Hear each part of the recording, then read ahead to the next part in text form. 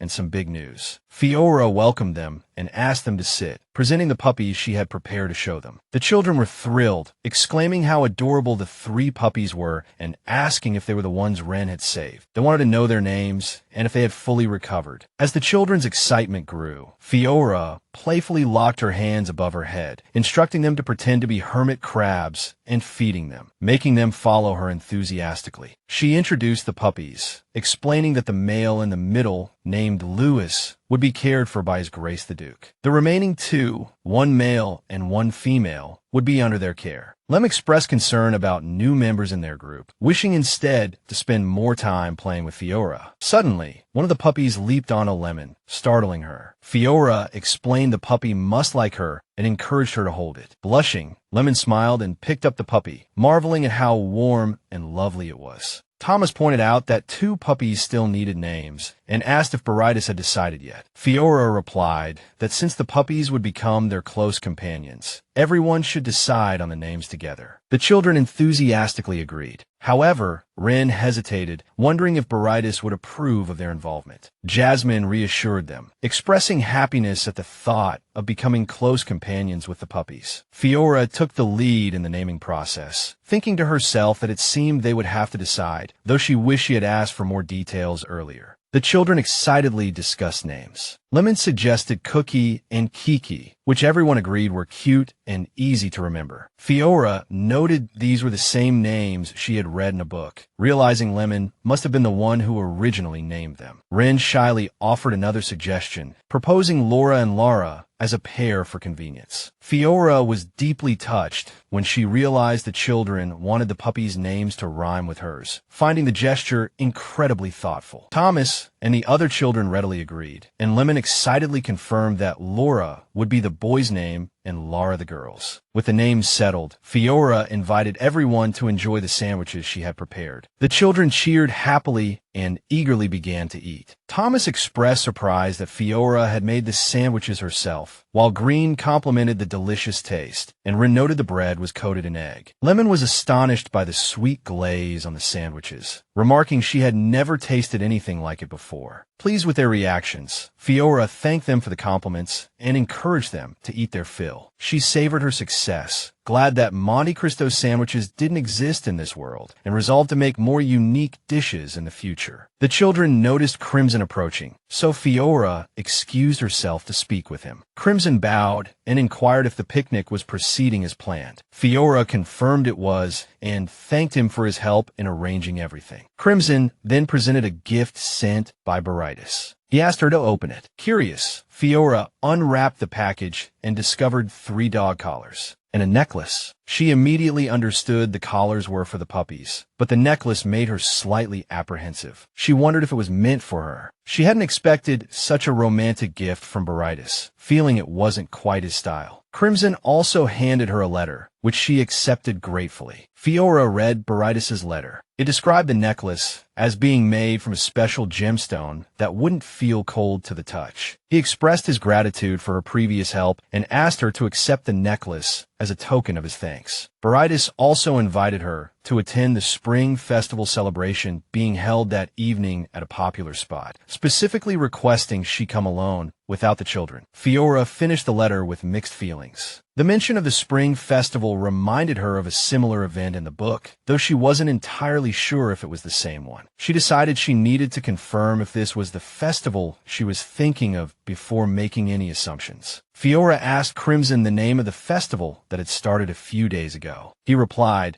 that it was the Haripia Festival, the only spring festival held. Fiora realized this was indeed the festival from the book, during which Laria and Baridas discovered their feelings for each other, though, in the story, this happened several years later. Anxiety began to set in as she worried she might be disrupting the timeline and interfering with their romance. Fiora only wanted to blend in without ruining their relationship, but she reminded herself that she was currently engaged to Baridas, so perhaps it didn't matter after all. Green tugged at Fiora's sleeve, looking at her with concern. Startled, Fiora saw him quickly apologize, but she reassured him it was all right, explaining she had just been lost in thought. Green asked her what was wrong. Fiora explained she had just received a message from Crimson regarding Baridas's gift, the necklace. Crimson confirmed the gift was part of the message and mentioned Baridas wished to borrow Fiora's time this evening to discuss something important. Green excitedly speculated that Baridas might be asking Fiora out on a date, perhaps even attending the festival, and he worried that Lemon and Jasmine might want to tag along. Crimson jokingly agreed, acknowledging his own shortcomings, but Fiora clarified that nothing was set in stone yet and reminded Green that she had other matters to attend to. Later that evening, a surprised and tearful Green asked Fiora if she wasn't interested in Baridas and planned to avoid marrying him, implying they might never see her again. Fiora quickly reassured him, denying this. Green urged her to hurry and get ready. Crimson asked if Fiora had any message for Baridas. Smiling, Fiora told him to relay that she was already on her way. Fiora arrived early at the festival to soak in the atmosphere, noticing everyone dressed in splendid attire. The streets buzzed with laughter and chatter. Cherry blossoms bloomed profusely. It was truly a beautiful sight. The ambience, she mused, seemed perfect for 2 people to fall in love. As she sipped her tea, she heard Baridas call her name, realizing he hadn't used her surname. Then Baridas appeared, apologizing for keeping her waiting. Fiora was taken aback. She blushed as Baridas addressed her by her first name, urging her to call him casually as well, seeing as he had started it. She couldn't help but notice his playful demeanor, thinking how adept he was at making things interesting. Just then, a server brought the madeleines Fiora had ordered, and she asked if Baridas had placed the order. Baridas confirmed, recalling they had enjoyed them together before. He prompted her again to use his first name. Fiora remained slightly flustered. Picking up a madeleine, she conceded they were indeed delicious and addressed him by his name. She realized that despite everything, she had ended up here with Baridas, not Lyria. As they strolled around, Fiora thanked Baridas for buying madeleines and snacks for the children, mentioning she had intended to buy them herself. Baridas casually replied that once they were married, all his wealth would be hers too. Fiora smiled, but inwardly, she couldn't help thinking that in the future, he was supposed to marry Lyria, and their own marriage would eventually end in divorce. She needed to figure out the best way to handle this, ensuring the children wouldn't be affected. She hoped the story could remain a romance, rather than devolving into a scandalous drama. Baridas noticed the crowd heading towards the square. and commented that the night market would be starting soon. Fiora inquired curiously about the night market. Baridas explained it featured plenty of food and exciting experiences, inviting her to join him. A thrill went through Fiora, and she happily agreed, eager to explore the night market with him. Fiora's excitement for the street food was palpable. Baridas couldn't help but notice how happy she looked. Fiora admitted, slightly embarrassed, that it had been a long time since she'd enjoyed such treats, especially chicken skewers. As they walked together, Baridas observed her, sensing something different about her today. Perhaps it was her smile, her dress, or something else that made her so captivating. Continuing their walk,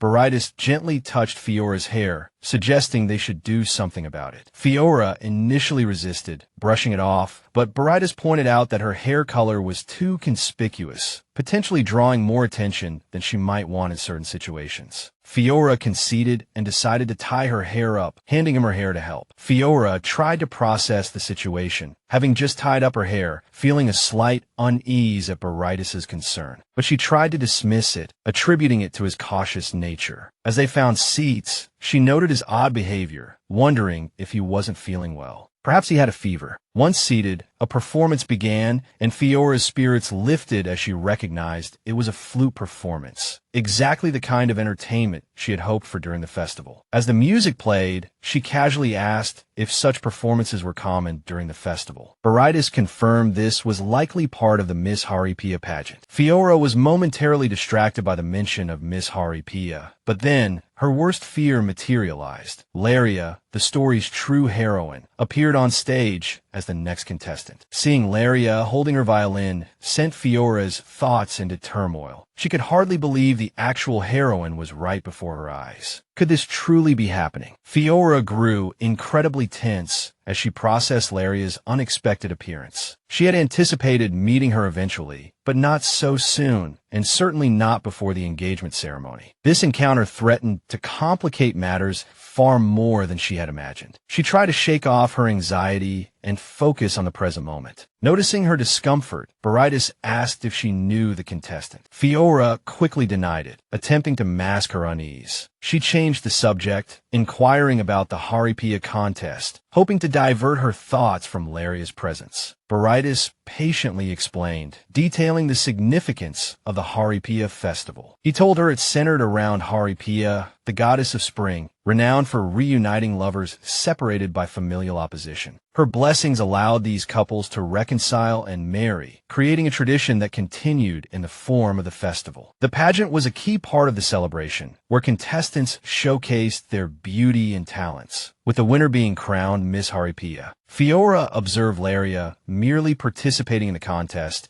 and found her incredibly beautiful and talented, especially with her violin performance. She was struck by Laria's elegance and grace. Yet, simultaneously, she felt a pang of unease because Baridas didn't seem as captivated by her as Fiora had expected. His lack of immediate infatuation with Laria made Fiora wonder if he was perhaps looking for someone else. She questioned if this might lead to a love triangle, feeling disappointed and uncertain about Baridas's affections. However, Baridas interrupted her thoughts, suggesting they head to the market for something to eat, mentioning they had only sampled a little food. Still slightly flustered, Fiora agreed. Just then, she heard a vendor shouting, selling beer. Fiora ordered 2 glasses. She then asked the vendor for a snack recommendation. The vendor suggested fried boneless chicken, explaining it was currently popular at the market and paired perfectly with beer. After finishing 1 glass of beer, Fiora eagerly ordered another, insisting it be extra crispy. Baridas, slightly surprised, asked if beer and fried chicken was a familiar combination for her. Fiora tried to downplay her fondness for the pairing, casually replying that the combination was trendy and well-regarded. She suddenly realized she hadn't asked Baridas if he wanted anything when ordering and apologized, but he reassured her it was fine. He mentioned hearing his knights praise the dish and was glad to finally try it himself. He thanked Fiora for bringing him to the festival, admitting he had never attended one before and expressed gratitude for her broadening his horizons. Fiora felt a little tipsy. She raised her glass, enthusiastically toasting to their time together. Baridas chuckled, amused by her playful and spontaneous behavior. He found it quite unexpected. Fiora tipsily asked why he was laughing, but he assured her it was merely her sudden, surprising attitude that amused him. They clinked their beer mugs together in celebration, enjoying the night. As the evening wore on, Fiora continued drinking beer, which began to worry Baridas. He noted she was already quite drunk despite having had only 4 glasses. He mused that she might not remember anything tomorrow, and felt a bit concerned about her current state. Completely intoxicated now, Fiora happily raised her glass, shouted cheers, and downed the beer in one go. Baridas worriedly tried to stop her, but she drank it anyway, letting out an exuberant cheer. However, she soon began to sway unsteadily, looking rather drowsy. Baridas gently supported her, noticing she couldn't quite keep her balance. Seeing the situation, the children ran over, one of them remarking that this was bound to happen sooner or later. They offered to escort Fiora home, but Baridas insisted they stay and enjoy the festival, asking them to relay the message to the others as well. When one child mentioned Fiora's drunken state, Baridas lovingly gathered her into his arms, stating it was only natural for her fiancé to take care of her, and urged the children to return to the festivities. The next day, Fiora reflected that she had learned her lesson. She couldn't assume this body shared the same alcohol tolerance as her original one. After the festival, preparations for the engagement ceremony commenced, demanding hard work from everyone except her. The children seemed to be keeping their distance, prompting Fiora to ask Ren what was going on. She learned that Thomas was preoccupied with swordsmanship practice. Ren had music lessons, and the twins, along with Jasmine, had to concentrate on their studies. Fiora then sought out Crimson to offer her assistance, but he firmly refused, explaining that the main figures of the engagement ceremony shouldn't be involved in any preparations. Finding his reasoning sound, she retreated to her room. Late into the night, even Lona and Lena retired to their quarters, leaving Fiora alone. In this solitude, a multitude of thoughts flooded her mind. Fiora found herself surprised by how accustomed she had become to living as Fiora. After spending time with Baridas and the children, she no longer felt the profound loneliness that had once plagued her. Just as she was about to get into bed, a wonderful feeling washed over her, a sense that tomorrow would be a truly fine day, and she drifted off to sleep filled with anticipation. Meanwhile, the children were plotting something. Ren glanced at the time and inquired about the situation. Thomas reported hearing 2 people walking down the hall. Ren joked that they certainly wouldn't choose a day like today to be late. Then Lemon and Green, hearing approaching footsteps, ran towards them. Shortly after, Lemon and Green entered the room, and Ren announced their arrival. Thomas informed everyone that, aside from Jasmine, who was likely still asleep, all the children had arrived on time. He then requested a status report. Ren confirmed that, thanks to Crimson's help, the venue setup was complete and the emergency exit signs were ready. Thomas expressed his satisfaction and inquired about the twins' progress. Lemon and Green replied that they were fully prepared. Only the execution remained. Thomas then instructed the children to provide appropriate misdirection for Fiora, ensuring the surprise would remain confidential. The children readily agreed. Thomas excitedly explained that they had prepared a special gift for Baridas and Fiora to celebrate their engagement. All the hard work and effort over the past days and weeks had led to this moment. He urged everyone to be ready, emphasizing that there was absolutely no room for error in this mission. It was time to create the best engagement cake ever. The children gathered in the kitchen, where they were warmly greeted by Chef Peter, who expressed his honor in assisting them with the engagement cake for Baridas. And Fiora, recalling the rather childish cake designs the children had provided, Peter admitted his initial bewilderment, as the drawings lacked the necessary detail for constructing a 5-tiered cake. However, he realized the children trusted him implicitly, largely due to Fiora's high praise of his craftsmanship. Peter explained that he had prepared thoroughly for this task, ensuring all the complex ingredients were ready and removing any potentially hazardous utensils. He had already baked the cake bases, leaving the decoration entirely up to the children. Peter gave clear instructions, encouraging them to bring their vision to life through the cake's decoration and assuring them that he and the maids would provide any assistance needed. With that, Peter announced it was time to begin. The children cheerfully set to work together on the engagement cake, clearly enjoying themselves immensely despite encountering a few minor hitches along the way. Meanwhile, Jasmine woke up with a yawn, greeted by her nanny. When asked if she wanted breakfast, she declined, stating firmly that she had to go make the cake with the others. Her nanny explained that she had tried to wake Jasmine earlier, but since she wouldn't get up, the others had started without her and were likely almost finished. Shocked and angered, Jasmine cried out in frustration, bolting towards the kitchen, her little puppies trailing close behind. Inside the kitchen, the children excitedly announced that the cookies were ready, then turned their attention to the cake. A heated debate ensued over who should be in charge of decorating. Thomas nominated himself. Green argued for his own artistic talent, while Lemon asserted that focus and dedication were more crucial, reminding everyone who had drawn the cake's design. Peter intervened with a smile, suggesting they could all collaborate. He presented the cake, adorned only with the basics, and divided the 10 cookies evenly among them, offering to handle the fruit himself while reminding them to add it. The children agreed happily and set to work. After finishing the cake decorations, Lemon breathed a sigh of relief, admitting she had been nervous about making a mistake. Peter expressed his gratitude for the children's help and prepared to put the finishing touches on the cake to take it to the venue. But as the kitchen door swung open, he was aghast to see Jasmine standing there, crying, clearly distressed. Tears streaming down her face, Jasmine wailed in frustration and sorrow, asking if it was truly over. She lamented being the only one who hadn't helped with the engagement cake, something she had looked forward to her whole life. Overcome with emotion, she burst into tears, demanding how the others could have excluded her. Thomas hastily tried to console her, stammering, but Jasmine continued to weep, expressing her heartbreak. Seeing the situation escalating, Ren suggested that Peter still had one unused cookie that could be saved for Jasmine to decorate. Thomas hesitated, unsure how to handle the situation, but Green bluntly proposed giving Jasmine the cookie to calm her down. Thomas then noticed something alarming and cried out in a worried tone that Jasmine had brought the puppies, Laura and Kara, with her. One of the puppies stood before the cake, tongue lolling out, making Thomas fear the precious creation would be ruined. Just as tensions peaked, children suddenly appeared, swiftly snatching up both puppies and exiting the kitchen, saving the cake from disaster in an instant. Thomas, still stunned, asked if that had really been children intervening. Ren, equally surprised, remarked that it happened too fast to be certain. Green, however, commented on how quickly the cake had been rescued. Jasmine, noticing blankly that the puppies Laura and Kara were gone, stopped crying. Seizing the opportunity, Thomas finally managed to calm her down. Meanwhile, Peter gently persuaded Jasmine, telling her the cake wasn't quite ready yet and needed her final touch. Hearing this, Jasmine grew excited and agreed. Lemon sighed in relief, and Ren praised Jasmine for being cooperative. Meanwhile, children, holding the 2 mischievous puppies, scolded them for nearly ruining the entire event, wondering what to do with the little troublemakers. The children approached Children, with Ren addressing him formally. Children greeted them and asked how they knew he was there. He explained that while accompanying His Highness, he saw Miss Jasmine run off crying and followed her, but had to leave her side abruptly and needed to return quickly. Green and Lemon offered to watch the puppies, acknowledging he had more urgent duties elsewhere. Children agreed, setting the puppies down while muttering about what a nuisance they were. As Children was about to leave, Ren hurried after him, calling his name. He stopped, saw her panting, and asked if she was all right. Ren assured him she was fine, though admitted she was a bit out of breath, to which he teased her about needing more cardio, making her blush. Ren thanked him for ensuring the cake's safety. Children, also blushing slightly, accepted her thanks and then took his leave. Ren, meanwhile, shyly bid him farewell. As evening approached, Fiora and Baridas strolled together in the garden, puzzled by the children's recent behavior. He, Baridas, had been acting anxious, claiming he needed to collect runaway puppies before suddenly dashing off. Baridas called Fiora to the garden, saying the children wanted to see them, but his expression showed he was just as clueless. Fiora wondered what was going on. Baridas announced they had arrived, and Fiora confirmed her presence. She asked Baridas if he had been to this garden with the children before, and he replied that this was his first time. He noted the place was seldom used, and he had no idea what was planned. They decided to step inside and see. Crimson greeted them warmly and bowed, explaining that the children had organized a special engagement event for them both. Fiora was stunned, realizing the children had prepared everything, while Baridas admitted he had been completely unaware. Suddenly, Jasmine rushed over carrying a flower wreath. She presented it to Fiora, who bent down, allowing Jasmine to place the wreath upon her head. Jasmine complimented how beautiful she looked, and Fiora thanked her warmly. Fiora followed Crimson along a beautifully decorated path. Noticing Ren and Thomas exchange a look before beginning a wonderful musical performance. As Fiora and Baridas reached their destination, the atmosphere was enchanting. They were greeted by a magnificent cake, symbolizing the special moment they were in. Fiora suggested they cut the cake together, and Baridas agreed. They sliced into the cake the children had made. The children cheered enthusiastically, congratulating them on their engagement. The children then presented gifts, asking Fiora and Baridas to exchange them. Fiora was moved, marveling at the effort that had gone into the preparations. She held her gift, curious about its purpose. Baridas explained that it was a tradition for the person loved by a knight to wrap a handkerchief around their sword hilt, praying for their safe return. He praised the children for their thoughtful gesture, and Fiora thanked them happily. As evening approached, Fiora reflected on how quickly time had flown, filled with happiness and fun. The engagement ceremony, so thoughtfully prepared by the children, had deeply touched her heart. She realized how much effort they, along with Crimson and the others, must have put in, and decided to ask Baridas to give them bonuses as a reward. Ren approached Fiora, suggesting they all have a sleepover together. Fiora smiled at the idea and agreed, thinking it a wonderful way to continue the joyous day. She instructed them to go change their clothes, and then meet her in her room. Jasmine excitedly asked if Baridas would be joining as well, causing both Baridas and Fiora to blush shyly. Fiora tried to deflect, explaining it might not be appropriate for adults to join. Baridas, equally flustered, agreed. However, the children remained enthusiastic, playfully reminding them that their parents used to sleep in the same bed with them all the time, insisting they shouldn't be treated like mere children. Ren hinted that their current arrangement seemed quite fitting if Fiora had no intention of deepening her relationship with Baridas or marrying him. This left Fiora flustered. She whispered to Baridas, acknowledging the children's cleverness, and proposed a plan. They should at least pretend to share a room until the children fell asleep late at night. Baridas, though awkward at first, agreed to the plan, trying to rationalize it as a way to please the children. The children were thrilled, enthusiastically preparing with Jasmine for the shared night ahead. Jasmine declared her intention to wear her most splendid nightgown. Later, gathered in Fiora's quarters, they all settled into one bed. Baridas noticed with some relief that the children were sleeping between him and Fiora. Observing Fiora sleeping soundly, he realized how deeply she slept, and noted that her engagement to him was not driven by romantic feelings. However, he mused that perhaps this was for the best. Baridas stood outside, reflecting on his feelings for Fiora. He considered how Crescendo lacked a tradition of engagement ceremonies, and the grand event they held was actually a stalling tactic to postpone the wedding. Initially, he had planned to use this delay to buy time before deciding whether to marry a member of the Damon family. However, as his feelings for Fiora deepened, he found himself questioning his original plan. He wondered if Fiora was the villainess he had heard about, but also considered that if she turned out to be a wonderful person, he wouldn't want to burden her with a marriage she hadn't chosen. Meanwhile, Fiora recalled their official engagement ceremony at the temple, a simple and direct process. Blessings, exchanging rings, a kiss on the back of the hand, and then the announcement of their engagement. It was a formal confirmation of their betrothal, followed by a lively party. The children, excited and cheerful, approached Fiora and Baridas to congratulate them on their engagement. They praised Fiora's beauty, remarked that Baridas looked handsome, and teased him, saying he must be utterly smitten now. Ren nudged Thomas, encouraging him to speak, and, after a moment's hesitation, Thomas asked if, now that they were officially engaged, he could call Fiora sister-in-law. Fiora was taken aback,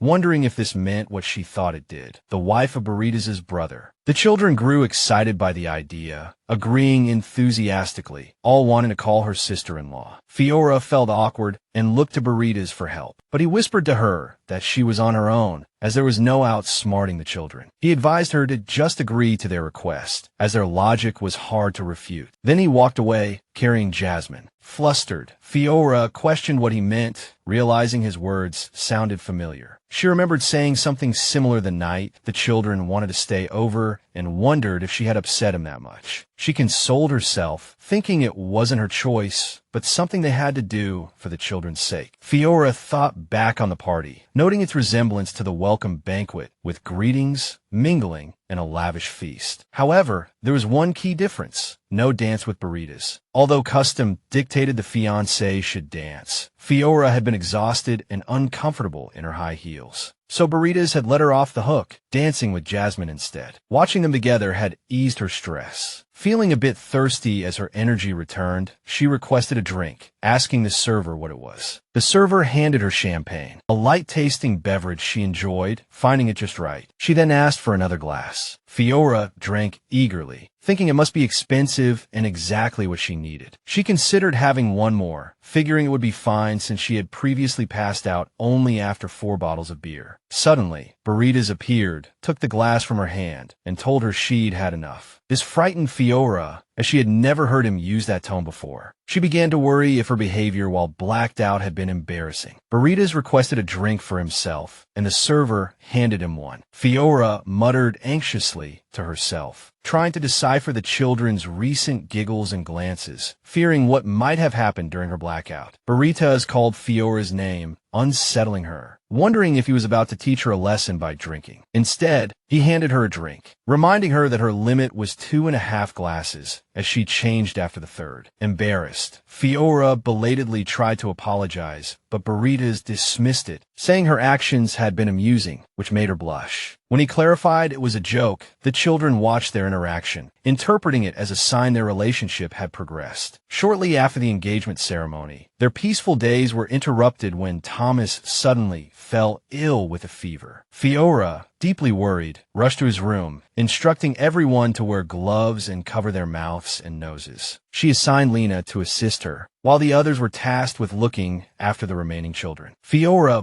burst into Thomas's room, finding him exhibiting symptoms of measles, a rash, redness, a dry cough, and a high fever. Knowing Baridas was away, and that Crimson couldn't arrive quickly, she realized it fell upon her to handle the situation. She asked Lena about the other children, who seemed fine for the moment. Fiora instructed her to keep the children in their respective rooms with attendants, ensuring the caretakers had previously contracted measles. She stressed the need for vigilance and hoped the children would cooperate. When Lena suggested calling a healer to diagnose the illness, Fiora immediately agreed, and Lena promised to arrange it at once. Sitting beside the ailing Thomas, Fiora felt a pang of guilt for her lack of preparation. She chided herself for forgetting this world lacked modern medicine and doctors, realizing she should have anticipated such emergencies, acknowledging the many unexpected events that could occur in this world. She was grateful for Lena's suggestion to call a healer. Otherwise, she would have been left helplessly praying for Crimson's return. Fiora berated herself as a useless and unqualified nursery teacher, even doubting her competence in her previous life. Suddenly, Thomas offered her a weak smile, calling her big sister. Startled, Fiora urged him to lie down and rest. Thomas admitted that although he felt unwell, having her there holding his hand made him feel like he would recover faster. He thanked her for being with him. Placing her hand on Thomas's forehead, Fiora assured him she would stay by his side, encouraging him not to worry and to get some sleep. He smiled, closed his eyes, and promised to rest well. A short while later, Lena arrived to inform Fiora that the healer had arrived. Fiora acknowledged this and prepared to meet the healer, relieved that their swift isolation measures had likely prevented the further spread of the illness, avoiding a prolonged quarantine for everyone. The healer expressed his honor in being able to assist. Fiora thanked him for his prompt arrival and urged them to begin the examinations, starting with Green. Accompanied by Lena, Fiora knocked on Green's door. Hearing his response, they entered the room. Green greeted her warmly, calling her big sister, and she noted he was awake earlier than expected. Green explained he had woken up due to the commotion outside and had heard about Thomas. Fiora reassured him, promising that with everyone's care and the healer's help, Thomas would recover quickly. The healer introduced himself and requested Green extend his hand to begin the examination. Green complied, and as the healer cast his spell, a light enveloped them,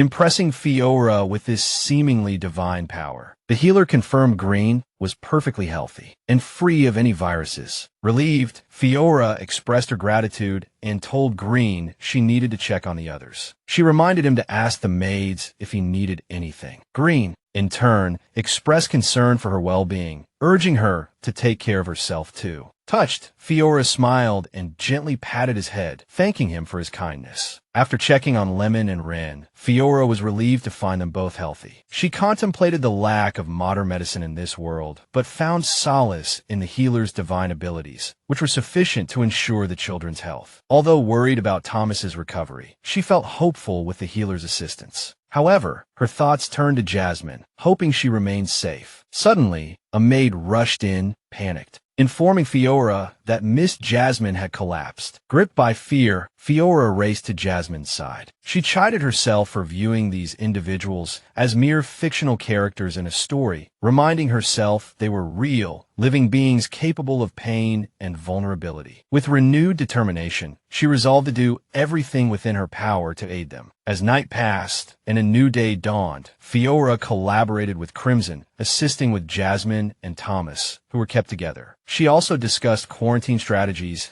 and how to involve those who had already contracted measles to prevent further transmission. Crimson expressed relief at Fiora's swift decision-making, acknowledging the situation was relatively contained, but stressing the need to prevent further spread. He recounted a devastating plague that had struck the kingdom years ago, causing immense loss. Crimson lamented the timing of the current threat, as Baridas was away on a mission with no known return date. He pointed out that waiting to report to Baridas and seek instructions would consume too much time, urging immediate action. Overwhelmed by the urgency, Fiora resolved to act decisively, knowing the importance of time in controlling the disease. She inquired whether, in Baridas's absence, she possessed the authority to take command. Crimson acknowledged that, as Baridas's officially betrothed, Fiora theoretically held command but advised caution. He explained that during crises, people often seek someone in authority to blame for their troubles. Fiora remained resolute, dismissing fears of criticism, insisting that the fear of opposition should not deter her from doing what was right. She declared her intention to oversee all matters related to the outbreak, emphasizing that saving lives was far more crucial than preserving her dignity. Crimson, taken aback by her words, reflected on her extraordinary perspective as a princess, realizing she prioritized the well-being of the people over the dignity of a leader. He resolved to share this revelation with Baridas upon his return. After discussing further details with Crimson, Fiora put her plan into action. Noting that neighboring territories had no history of such outbreaks, she deduced the epidemic must have originated within the county. She ordered the gates sealed and repurposed the medical facility run by the Child family, normally reserved for nobility, to treat all affected individuals, ensuring proper quarantine measures were in place. Fiora personally attended to Thomas and Jasmine while staying informed about the outbreak's progress through regular reports. The days blurred together in her tireless efforts. Although the situation improved, with fewer cases and Thomas beginning to recover, Jasmine's condition remained precarious. Fiora encouraged Jasmine to hold on, expressing faith in her resilience. Noticing Fiora's exhaustion, Lena urged her to rest. She assured Fiora she would take over caring for Thomas and Jasmine, pointing out that Fiora hadn't had even a proper nap in days. Fiora acknowledged Lena's concern, but insisted she couldn't step away. Despite the staff shortage, she promised Lena she would inform her if she reached her limit. Lena, however, remained worried about Fiora's well-being. Their conversation was interrupted by a knock from Crimson. Upon entering, he delivered unsettling news to Fiora. A crowd had gathered at the castle gates, angrily demanding to leave, claiming they were not infected. The soldiers struggled to hold them back, and Crimson asked if harsher measures were needed. Understanding the people's confusion and fear, Fiora decided against harsh action. Instead, she asked Lena to look after the children, apologizing for leaving her in such a situation. Amidst the chaos, Lena reassured Fiora that caring for the children was her duty and asked where Fiora was going. Fiora explained she needed to assess the situation at the gates personally. She instructed Crimson to prepare a carriage. Crimson hesitated, reminding her the crowd could be emotional and volatile, suggesting it might be safer to wait. Fiora replied firmly that as the Duke's future wife, to shrink back and hope the situation resolved itself would mean she was unworthy of a role. Crimson, admiring her determination, apologized for overstepping and assured her the carriage would be ready immediately. He then guided her forward. The crowd grew increasingly furious, shouting out their frustrations. They demanded an explanation for being trapped, insisting they needed to work, transport goods, and live their lives. Some argued only the infected should be isolated, while others speculated the confinement might be a conspiracy against them. A guard attempted to maintain order, warning them to disperse and accusing them of treason for questioning the Duke's authority. The crowd became more agitated, retorting that trying to earn a living was not treason. Suddenly, someone noticed the Duke's carriage approaching, sparking confusion and fear among them. They questioned if the Duke himself had returned, despite rumors of him being on a mission far away. Worry and uncertainty spread through the crowd as they wondered if this meant they were in deeper trouble. As Fiora stepped out of the carriage, she addressed the crowd with confidence and calm. She introduced herself as Fiora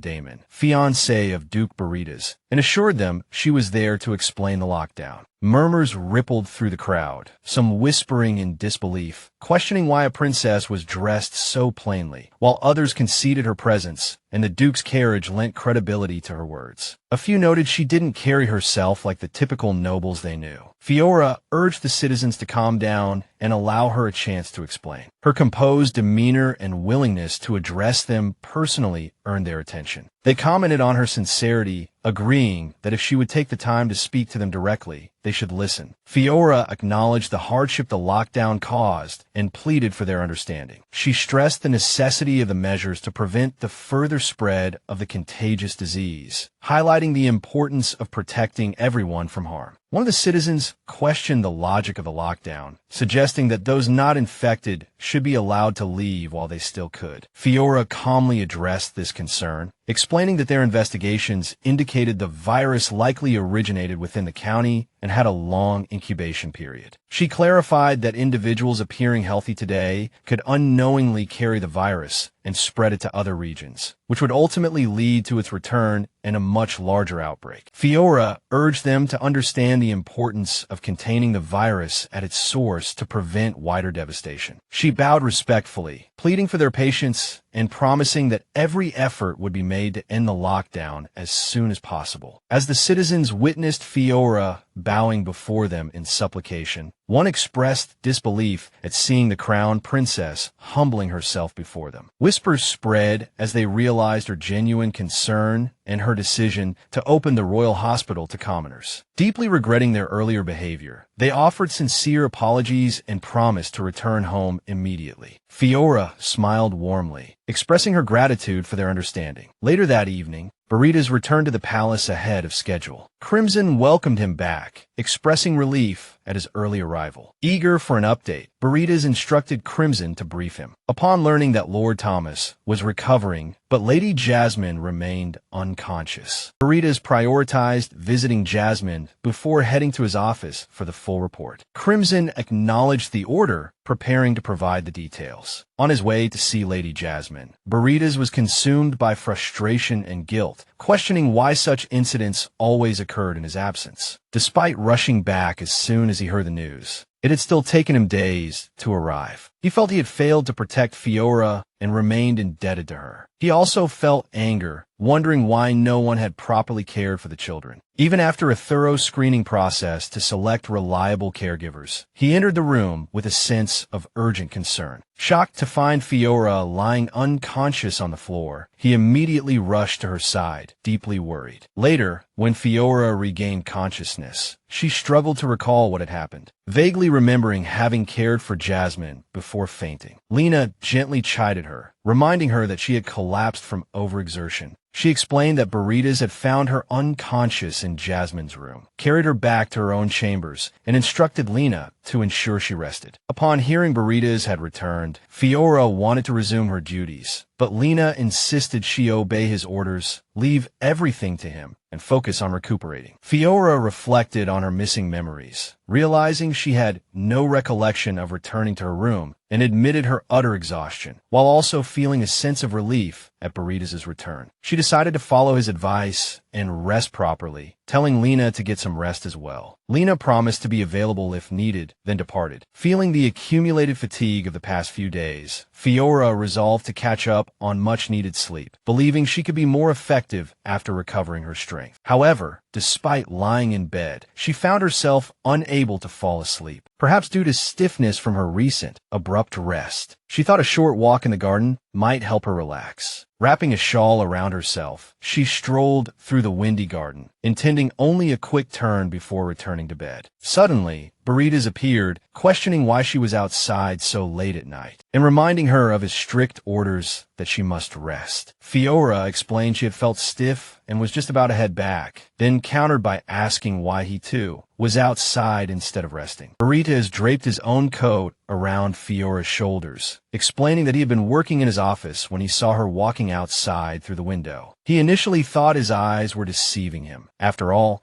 it seemed highly unlikely for someone who had collapsed just the day before to be wandering outside so lightly dressed. Fiora apologized, saying she hadn't meant to disturb him, but Baridas reassured her, saying he wasn't looking for an apology. He expressed his concern, urging her to rest properly and take it easy after having pushed herself so hard in his absence. Fiora tried to assure him she was only taking a brief walk before returning to bed. Baridas relented, but then added, sincerely thanking her for her efforts in managing the grave situation in the county. He admitted he had been incredibly worried and expressed his deep gratitude for everything she had done. Fiora understood his concern and confidently stated that she was perfectly fine now. But just then, she suddenly stumbled, feeling a wave of dizziness wash over her as she lost her balance. Baridas swiftly caught her, holding her gently but firmly, convinced now more than ever that she hadn't recovered and desperately needed rest. Fiora felt a flush of embarrassment at her ill-timed stumble, thinking how utterly mortifying the situation was. Believing Fiora might not manage the walk back on her own, Baridas gently lifted her into his arms. Blushing furiously, Fiora protested that she could walk, but Baridas simply told her not to worry, remarking that the situation felt rather familiar. Curious and flustered, she asked what he meant,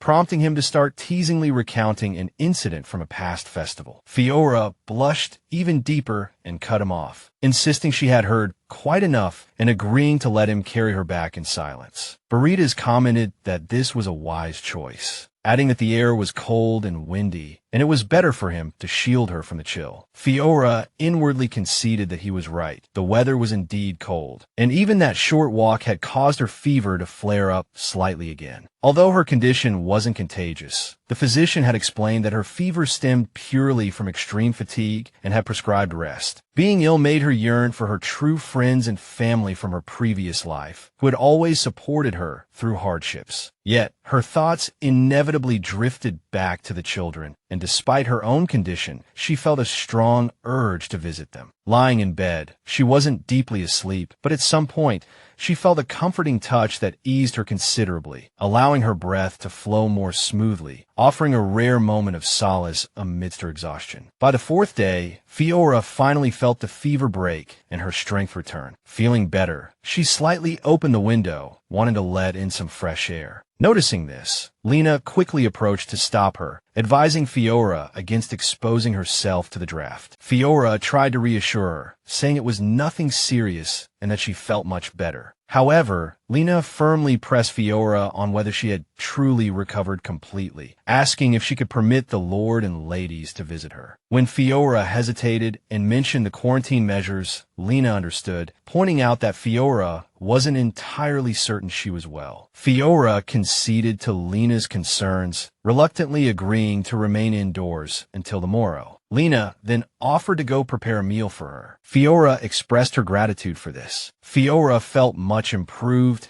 and was confident she could safely visit visit the children the next day. Though resolved to wait, her impatience got the better of her. Mentally apologizing to Lena, she decided to quickly brew herself a cup of tea, thinking it might help her drift off to sleep peacefully. As she tiptoed quietly through the hall, she noticed a light emanating from Baridas' study, wondering if he was still working. Curiosity compelled her to knock on his door. Baridas opened it, surprised to see her, and asked if something was wrong. She assured him everything was fine, but was taken aback upon seeing how utterly exhausted he looked. She realized he must have endured many sleepless nights. Baridas invited her inside, and she stepped into the room. Fiora glanced around Baridas' study, thinking it was no wonder he looked so tired with the mountains of documents needing attention. She offered that once she was fully recovered, she could assist him with some of the simpler tasks. Baridas gently deferred her offer for the time being, saying they could consider it once she was better. Fiora then suggested making coffee for him, explaining she couldn't sleep and was about to brew some for herself anyway. Baridas blushed faintly and turned away, admitting he didn't drink coffee. Fiora was surprised, asking if it was due to health reasons or perhaps having had too much in the past. He explained that he simply found the taste too bitter. Fiora nodded understandingly, acknowledging his aversion to bitterness. She mused on how romance novels often depicted stoic male leads drinking strong, bitter coffee as a metaphor for enduring life's hardships. However, this small quirk of his somehow made him seem more endearing, full of surprises. She excused herself momentarily, telling Baridas she was going to brew a special kind of coffee he might actually enjoy. She found herself walking into the kitchen, a place she rarely frequented. It was somewhat dim, but she marveled at the magical candlesticks that illuminated with a gentle touch. She looked around, gathering the necessary ingredients. Freshly ground coffee beans, cold milk, ice cubes, and sugar, all conveniently accessible. She was particularly fascinated by the magical refrigerator, used for keeping things cold. She fondly recalled her days as a barista, preparing to concoct a delicious coffee that even someone like Baridas might appreciate. Fiora decided to craft a latte without an espresso machine or steam wand. She began by pouring hot water and coffee grounds into a French press, then pushed down the plunger to extract the coffee. Afterward, she added milk to the mixture and whisked it vigorously to create a frothy texture. She poured the coffee into a cup, added ice cubes and sugar, then topped it with the milk foam, creating a sweetened iced latte. Baridas was surprised by the drink's appearance, asking what it was, as it looked white and foamy. Fiora explained it was a special coffee, particularly suited for those with a sweet tooth. Like him, and encouraged him to try it. Baridas was initially uncertain. He took a sip and was taken aback by the flavor. Fiora watched Baridas taste the coffee, a happy smile gracing her lips. Baridas, deeply impressed by the drink, thanked her, remarking that the taste was absolutely perfect. Fiora, blushing slightly, replied that she could make it again any time he wished. After that evening, Fiora felt completely recovered, but Lena insisted she rest for one more day. She decided to make use of the day to finally receive some long-awaited guests, starting with the children. Seeing Jasmine well again brought her particular relief. The tribal chief, Thomas, presented her with flowers of various colors, each chosen by a different child. Fiora felt immensely reassured seeing the children gathered together, healthy and well. Shortly after they left, an unexpected visitor arrived, Gray, the captain of the Knights. He had been away caring for his mother, but had now returned to his duties, just in time for the mission to suppress the bandits. He expressed his gratitude for the advice that had helped improve his mother's health. He also presented Fiora with a gift, a pair of gem-encrusted earrings, both as a token of thanks and to congratulate her on her engagement.